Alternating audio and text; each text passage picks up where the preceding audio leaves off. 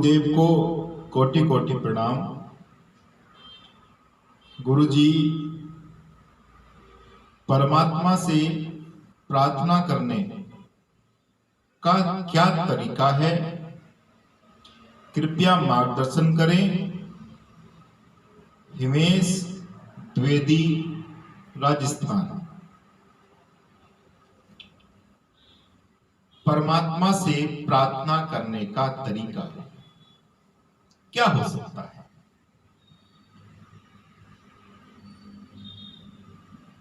कोई अगर तरीका बता भी दे तो क्या इस बात की कोई गारंटी है कि परमात्मा उस प्रार्थना को सुन ही लेगा? परमात्मा से प्रार्थना करने का क्या तरीका अपनाओगे? वो तो तुम्हारे भाव का भूखा है, तुम्हारी भावनाएं। तुम प्रतिदिन न जाने कितने षड्यंत्र प्रपंच रचते हो, फिर परमात्मा से प्रार्थना करते हो। तुम्हारे प्रपंचों को देख करके, तुम्हारे षड्यंत्रों को देख करके, तुम्हारे कुकर्मों को देख करके परमात्मा तो तुमसे सदैव नाराज रहता है। फिर तुम उससे प्रार्थना का तरीका पूछते हो। अरे एक बार परमात्मा को अनुभूत तो करो, उससे संबंध साधने का प्रयास तो करो। वो तुम्हारे भाव का भूखा है, कोई प्रार्थना का तरीका नहीं है। जो मन में आए वो बोलो, सुनेगा, करेगा। आखिर वो आपको आनंदी तो देना चाहता है, वो आपको सुखी तो देना चाहता है। लेकिन तुम सत्य के मार्ग पर अगर चल रहे हो तभी तो, तुम उस पर विश्वास कर रहे हो, तुम उसको जान रहे हो, तभी तो उसकी कृपा प्राप्त कर सकते हो। विश्वास है नहीं, जाना है नहीं, दिन भर प्रपंच षड्यंत्र कुकर्म, फिर कहते हो कि प्रार्थना बता दो कि प्रार्थना कैसे होगी? क्या प्रार्थना का तरीका हो सकता है? मुझे एक बड़ी ही प्यारी कथा याद आई। एक गांव में अब्दुल्ला नाम का व्यक्ति रहता था। वह परमात्मा से प्रार्थना करता था और उसकी सारी प्रार्थनाएं सुन ली जाती थी।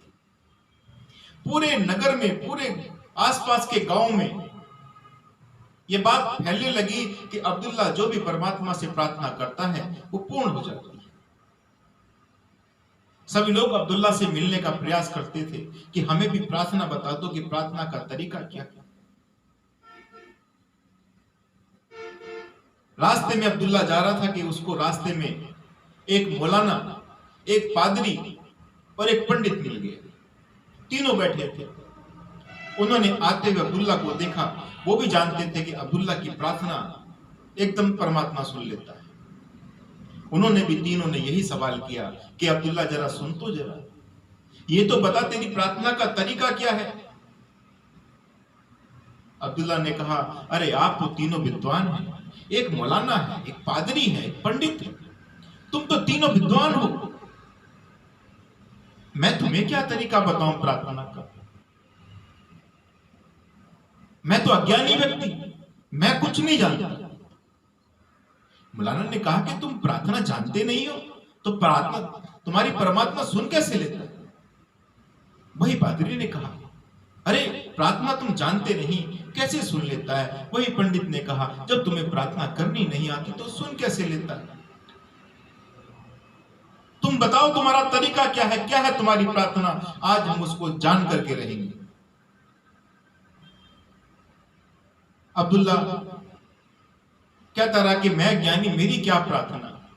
लेकिन तीनों विद्वान नहीं माने। तीनों विद्वानों ने कहा कि हम पूछ करके ही जाएंगे, हमें बताओ कि तुम्हारी प्रार्थना का तरीका क्या है। अब्दुल्ला ने कहा कि परमात्मा तो एक है, तुम उसे किसी भी नाम से जानो, बस मैं भी एक हूं, परमात्मा भी एक है, इसीलिए मैं प्रार्थना करता हूं, तू भी एक, मैं भी एक, बस कृपा कर ओमकार सतनाम। तू भी एक, मैं भी एक, बस कृपा कर ओमकार सतनाम। तीनों विद्वान हंसने लगे। मौलाना ने कहा, यह भी कोई प्रार्थना? अरे प्रार्थना का तरीका तो हमसे पूछो। मस्जिद में जाकर के ये इस तरीके से करना होता है। हजरत मोहम्मद साहब ने ऐसा हमें बताया और ऐसी हमारी प्रार्थना कबूल होती है। पादरी ने कहा, अरे ये कोई प्रार्थना है? जीसस ने हमें प्रार्थना का तरीका बताया, बाइबल हमें प्रार्थना का तरीका बताती है, और ये जब चर्च में जाकर के हम करते हैं तो परमात्मा सुन लेते हैं। पंडित ने कहा, अरे ये कैसी प्रार्थना? जब तक गणेश जी का आह्वान न किया जाए, जब तक भगवान को भोग न लगाया जाए, तब तक कैसे प्रार्थना? प्रार्थना का कोई मतलब ही नहीं। तीनों अपनी अपनी प्रार्थनाएं अब्दुल्ला को समझाने का प्रयास करने लगे। अब्दुल्ला भी भ्रमित हो गया, अरे कहीं ऐसा तो नहीं कि मेरी प्रार्थना गलत हो। और तीनों अब्दुल्ला को अपनी प्रार्थना सिखाने लगे। मौलाना ने अपनी पूरी प्रार्थना का तरीका सिखाया, बहुत बड़ी प्रार्थना। पादरी ने भी बहुत बड़ी प्रार्थना अब्दुल्ला को सिखाई, और पंडित ने भी पूरा विधि विधान प्रार्थना का अब्दुल्ला को समझाया। अब्दुल्ला बेचारा ज्ञानी व्यक्ति फिर भी कंठस्थ कर रहा था, धीरे धीरे कोशिश कर रहा था कि मैं कंठस्थ कर लूं इन प्रार्थनाओं को। और तीनों परमात्मा की प्रार्थना, कोई एक कंठस्थ क्यों करे, तीनों क्यों ना कर ले? क्योंकि आखिरकार परमात्मा के विषय में बात चल रही है, परमात्मा से प्रार्थना करनी है। अब्दुल्ला ने तीनों प्रार्थनाओं को कंठस्थ करने का प्रयास किया, कंठस्थ करता रहा, और उसके बाद घर की तरफ चल दिया। रास्ते में नदी पड़ी, नाव में बैठा, केवट नाव को चला रहा था, और अब्दुल्ला नाव में बैठ करके तीनों प्रार्थनाओं को कंठस्थ कर रहा, मन ही मन दोहरा रहा। नदी का दूसरा छोर आ गया, लेकिन अब्दुल्ला ने तभी केवट से कहा, अरे इस नाव को रोको, अभी रोको, मुझे वापस जाना है। केवट ने कहा कि अब नाव वापस नहीं जा सकती, दूसरा छोर आने वाला है। अरे केवट, मुझे जो विद्वानों ने 3 प्रार्थनाएं बताई थी, मैं उन्हें भूल गया हूं, मुझे वापस जाना होगा। केवट ने वापस नाव मोड़ने से इनकार कर दिया। उसने तो वही प्रार्थना को दोहराया, हे परमात्मा, तू भी एक, मैं भी एक, बस कृपा कर ओमकार सतनाम। और नाव से उतरा, पानी में दौड़ने लगा, पानी में दौड़ता चला जा रहा है अब्दुल्ला। यह देख करके तीनों विद्वान, मौलाना, पादरी, पंडित असहज हो गए, भ्रमित हो गए। मौलाना ने कहा, अरे ये काम एक साधारण व्यक्ति नहीं कर सकता। ये तो हजरत मोहम्मद साहब ने किया था कि उन्होंने चांद के 2 टुकड़े कर दिए थे, ये पानी पे कैसे चल गया? पादरी ने कहा, अरे पानी में चलने का काम तो सिर्फ जीसस ही कर सकते थे, ये कैसे कर दिया इसने? पंडित ने कहा, अरे ये तो साक्षात भगवान हो सकता है, जो पानी पे भागा चला आ रहा है। अब्दुल्ला आकर के तीनों विद्वानों के चरणों में लेट गया, बोले, विद्वानों, आपने जो अपनी प्रार्थना बताई थी, मैं अज्ञानी रास्ते में ही भूल गया, मुझे तो बस मेरी प्रार्थना याद रही, तू एक, मैं एक, बस कृपा कर ओमकार सतनाम। तीनों विद्वान अब्दुल्ला के नतमस्तक हो गए, उसके चरणों में पड़ गए।